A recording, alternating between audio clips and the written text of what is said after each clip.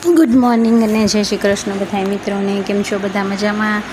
તો આજે આપણા સાહેબની જે તબિયત છે થોડી નરમ છે, એટલે આપણા મેન્યુમાં થોડો ફેરફાર થઈ ગયો છે. એટલે અત્યારમાં આપણે ટિફિન બનાવી નાખ્યું છે, પણ રૂટીન પ્રમાણે ખાલી વઘારેલો સાદો ભાત અને દહીંની ડબ્બી છે.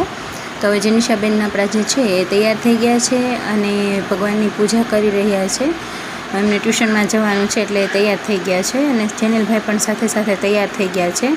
એ સાથે જ હોય જેનિશાબેનને કીધું તમે પકડો અને હું ભગવાનને પાણી રેડું. અને હવે અમે ભગવાનને નવરાવવાનું ચાલુ કર્યું છે મિત્રો.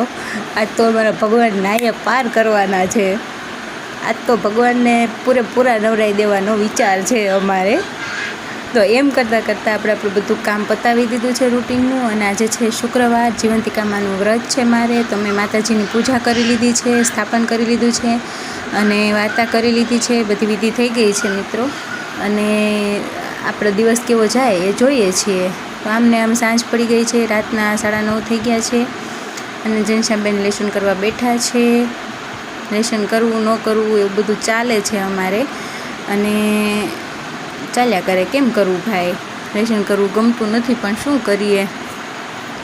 અને એક બાજુ બીજા આપણા જેનિલભાઈ છે, જોઈએ તે શું કરે છે. તો જેનિલભાઈ છે એ એના પપ્પા આગળ બેઠા છે અને મશીનની જેમ મશીન લઈને બેઠા છે ભાઈ.